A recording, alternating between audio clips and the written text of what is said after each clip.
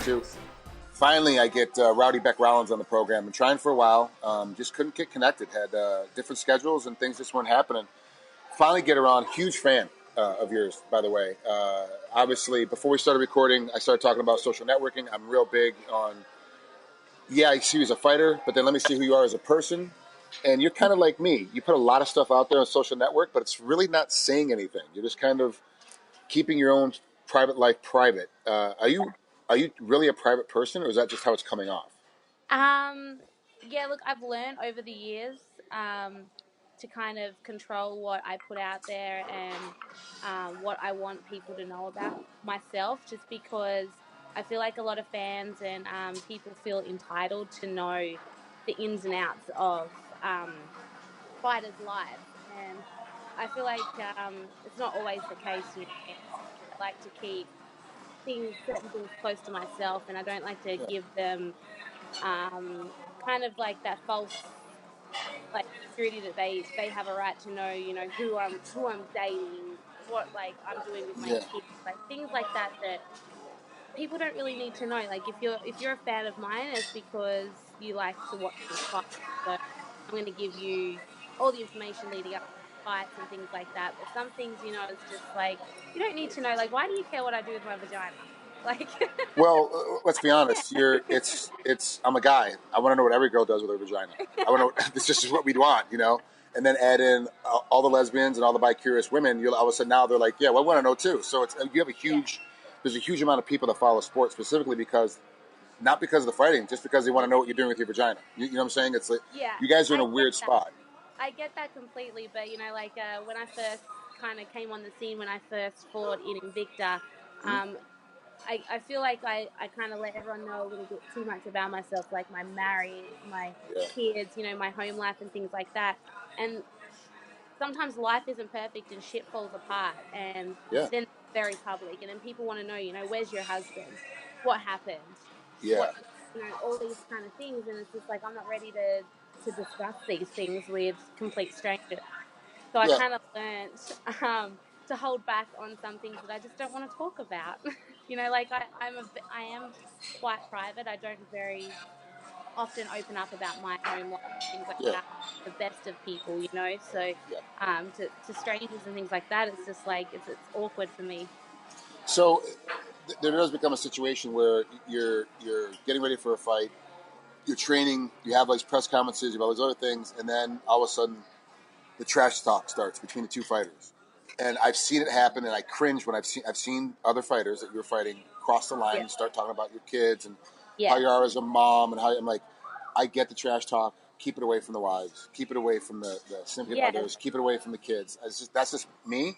Obviously, it doesn't work that way for everybody because they do cross the line. So when like I said, it's me thinking they cross the line. You may not have thought they crossed the line at all, but that's just my opinion is that they cross the line. What happens in that kind of situation when they do start bringing the kids back into it, or trying to bring in, you know, your relationships into it? Like, do you steer it away entirely, or do you have to fire back? Do you feel like as a fighter now, the way the entertainment game is going, you have to fire back at the same level? Yeah, look, I find like trash talk it's kind of like nature. Like we're fighting each other. We've got to try and push each other's buttons and whatever. But you know, like most of the people that are fighting, I don't actually personally like. So it kind of comes a little easier to talk shit.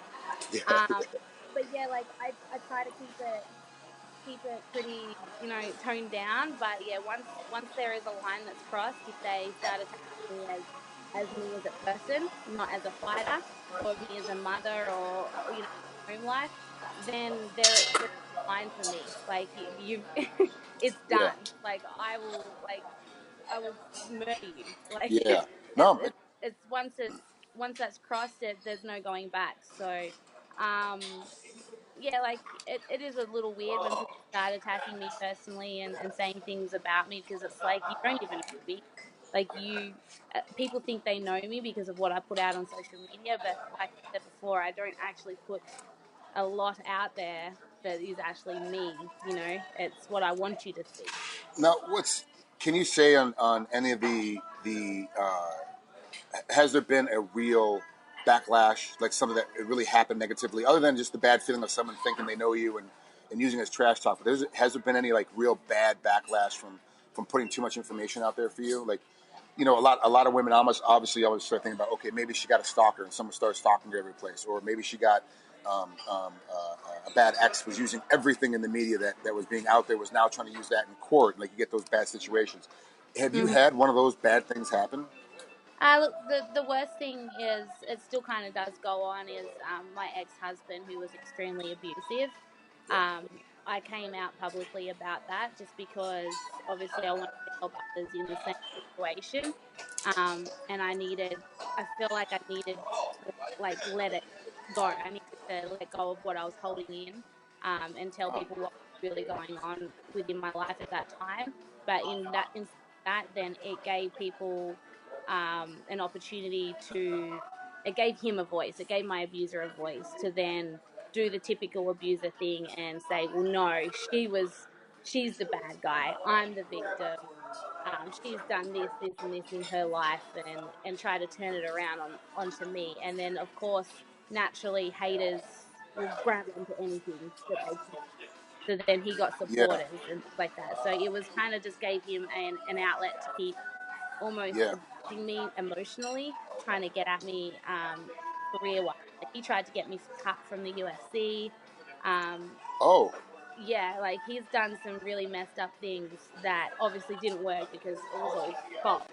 so, But it's constant stress that was on me for a small time, right before the Ultimate Fighter and throughout the Ultimate Fighter, when it was getting aired, things like that. He was constantly attacking me through social media, through trying to get me cut from the UFC, things like that. So yeah, that was probably one of the hardest parts in my career that I've had to get through. But wow. So how yeah, did, like, when you say try to get you fired from the UFC, was he calling in to you know, back then it was Joe Silva, who obviously is retired from the company, but, or actually no, you would have had Sean Shelby. So were they calling Sean Shelby, or were they trying to get a hold of Dana to get you fired, or were they just trying to put stuff out in the media that was going to um, cause you to get released because of the moral clause? yeah, he was trying to. He reached out to a lot of media outlets that actually did give him a platform to share his side of the story. Yeah, So he pretty much tried to say that I was the abuser. yeah, Um, yeah. that I was guilty of domestic violence, so I should get cut from the UFC, because why would you want someone like me a part of your organization? You know, Um, and and I do I like just the found, I do I like just the found, UFC in their sense. The UFC does a really good job of going, okay, a person's being accused. yeah, It's in the media, but we're going to wait till the court figures it out before we make yeah, our decision. You know, and yeah. then they get a hold of police reports and they look at the results and they go, okay, Well, yeah, leave that's it all I alone. had to do was send through the police reports and all the information, legal information and Yeah, documents that I have to say that he's actually the abuser and yeah. whatever else. They're just like, okay, just try, like, put a statement out and then just ignore him and just he'll go away. So how is it now? How are you dealing with it now? Because that's a big deal to be in a relationship with somebody that you love, you fell in love with, you have children with, and all of a sudden you're like, holy crap, this is like, I'm being beat. I got to get out of this. It takes years to recover from that. Obviously, fighting for you is a way to recover, because you kind of use that Yeah. aggression and that therapy of training. How are you doing though now with all that mess? Um, Look, it's been a hard road. It's been a long road. I'm not gonna lie. Yeah, I'm very lucky to have a really good coach in my life. That's actually not just, a fighting coach, but he's a yeah, life coach. And he said something to me that really sat with me well. And it's, you define your future. Your past doesn't define you. So you can't keep saying that, like, holding on to you're a victim and you're a yeah. survivor or whatever else. That's behind you. You've got to just go on with and create a new future, create a new story, which Wow. is what I've done. So, like, I very rarely talk about the domestic violence Yeah, and my past, because I'm trying to look to the future and not yeah, really give him any airtime, because that's yeah, what he wants, yeah, whether it's good or bad. He's getting his name mentioned. So yeah. I try to, yeah. So that really sat with me well, and I'm doing good. And Like, I've got good people around me. which coach told you that? Eric Del Fiero. Oh, it was there. I swear to you, no bullshit. I totally thought, I was like, that sounds like some Eric would say. Like, it really Yeah, does. Like, that's yeah, awesome. I really do like that guy. I mean, he really is a great human being, which is yeah. tough to find. I've been real lucky in the last 3-4 months, I've been hanging out with a couple different managers, a couple different coaches that never trained me, never managed me, just people I met through the sport that I'm finding out are actually good humans. When I used to think that all managers are trash, all coaches are garbage. It's just because you get burned by so many in this industry that are slimy. That there's you're very few and far between that are really good people, and I'm blessed to be able to found Eric and my gym here. So, So let's talk about. I hate to bring it up more negative, but Paige Van Zandt, man, like I got to be honest with you. What the fuck happened? Like I don't understand it. Like I really don't. So please, like, I'm hoping you're not an excuse maker. I'm hoping there's an excuse in there someplace. Like, my foot was falling off. I couldn't do anything. Like it's just like it was so. I was hurt on my couch watching it happen. If that helps with the burn, but I was pretty pissed. It's literally the reason why everyone MMA is because someone was getting their ass beat across the cage for 5 minutes, and then all of a sudden throw something so ridiculously dumb.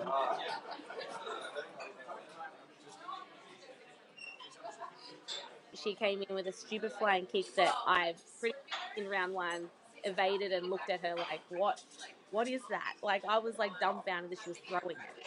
And then round two, she comes in and throws it again. And instead of me stepping out of range, I step in with my hands down and get collected. So it's just one of those things that happens. Like, you get caught and it sucks. The only thing that really frustrates me about that fight is that I was completely out. Like, I've been kicked in the head and knocked out in my first fight. I was out cold, done. There was no coming back. But I hit the canvas. She was pitter-pattering, and I was trying to work to get up, and then I saw the ref's leg come for me. And I'm like, okay, he's calling it. So I feel like there's a little... I feel like the refs kind of step in a little too prematurely with the girls. They feel like they're trying to protect these, frail, fragile girls, but I'm a fighter and I sign a contract because I want to fight. So let me fight. She could have kept, landing ground and pound, and it could have been over. But also, I could have worked to get to my feet, and it could have kept going. So it's always that what kind I of will. I will say this, and you probably don't know this. I ref now. That's one of the things I've stepped into. I ref a lot, and I've been really blessed to have Herb Dean and John McCarthy and Mike Beltran and Mike Bell like yell at me all the time for roughing, because roughing is a lot harder than I thought it was. I really thought it was going to be an easy route, and it's fucking hard.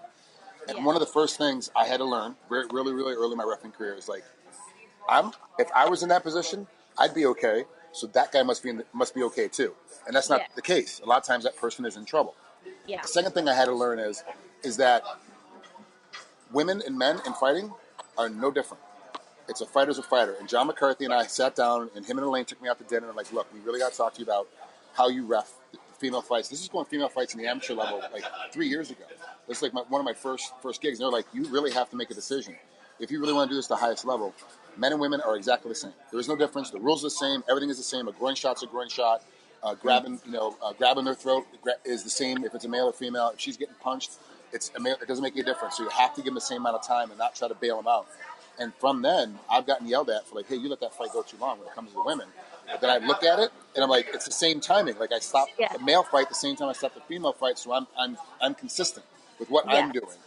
It's hard though, because a lot of referees are older and they have a different mentality of women coming in, because when they first started in 94 and 95 when they first started reffing, John and Herb, of course, the exception because they helped innovate the rules, that they still have a difference between women and men.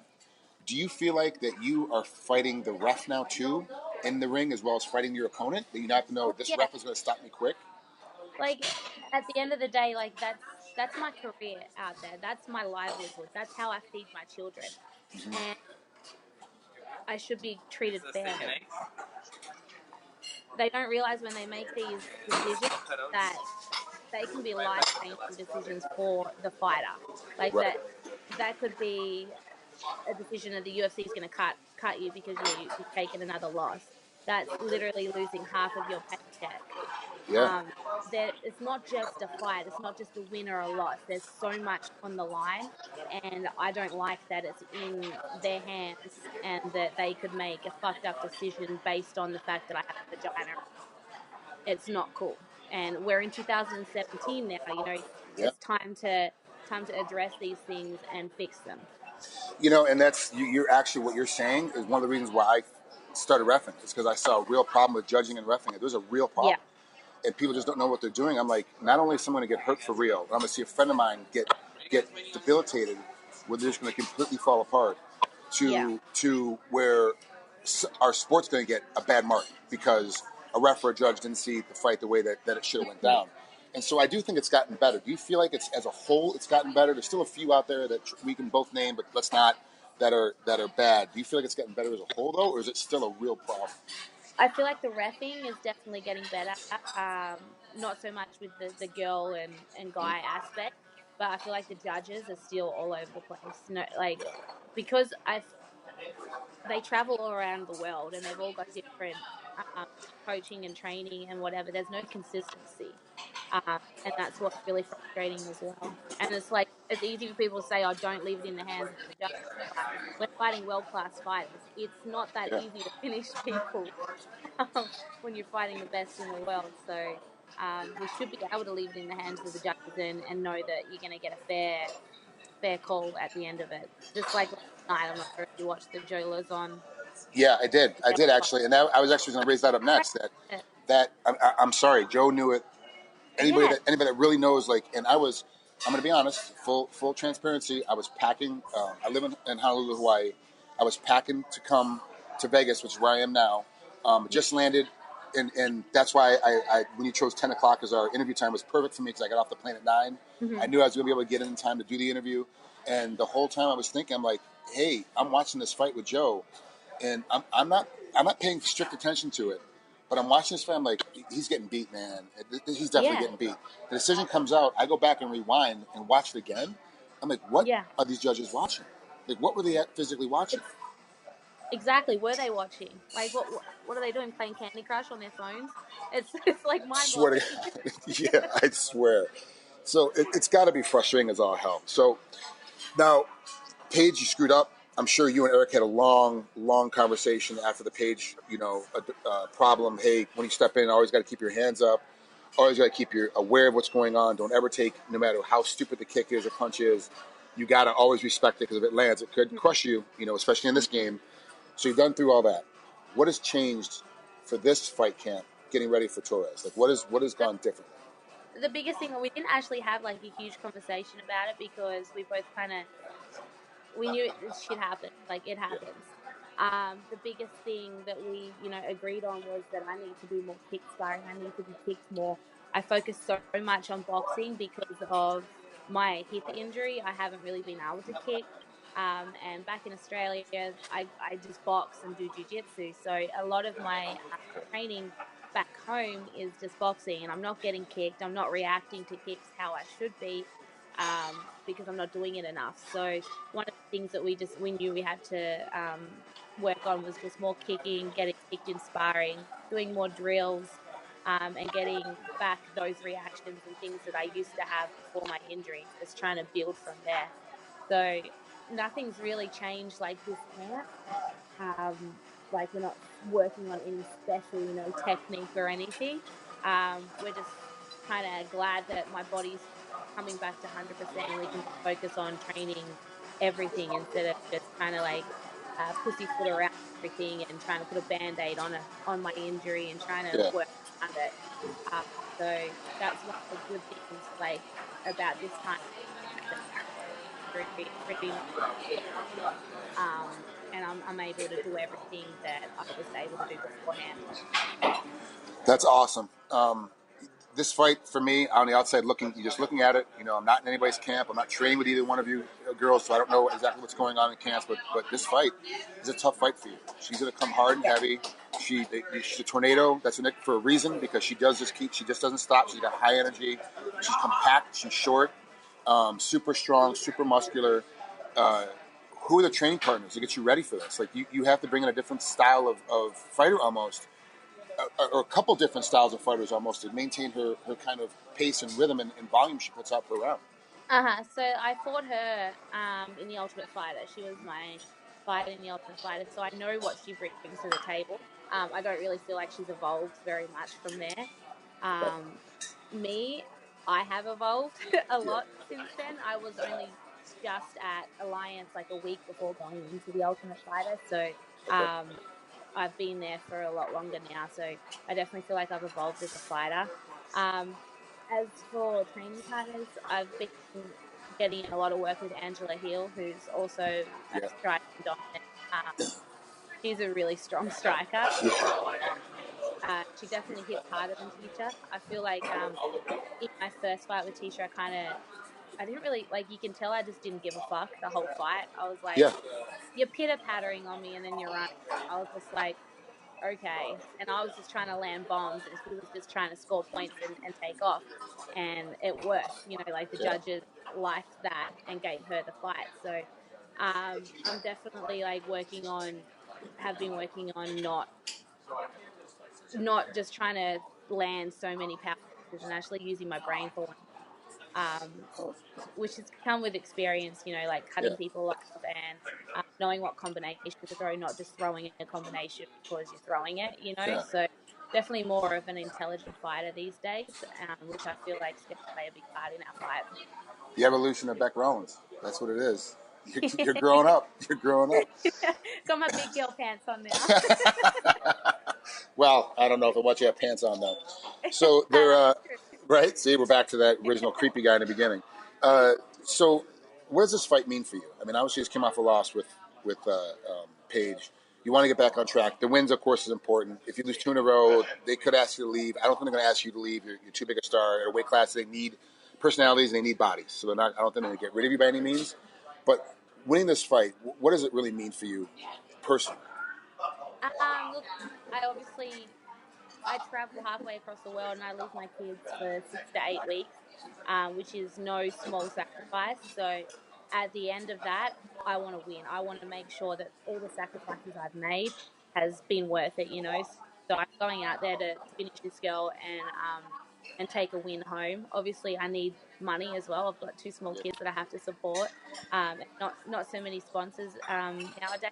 So it's tough. So that's my main, you know, motivation is I want to be here to knock heads off and make money. So obviously, you know, I have to win in order to do that. But like I'm not in this sport. Like I absolutely love fighting, and I feel like PJ Penn's like analogy of like, you know, fish swim and birds fly and I fight. I definitely feel that with him. So regardless of anything, I just want to fight. I've been fighting my whole life, so it's just normal and natural for me. And yeah, you don't want to fight and lose. You want to fucking win. And there's a distinct difference between people that are survivors. I've survived this. I've survived that. I've survived that. And there's people that are fighters, and they go through the same shit, but they find a way to fight out of it. And you're definitely a fighter, for sure. You are a fighter, and it's awesome to watch.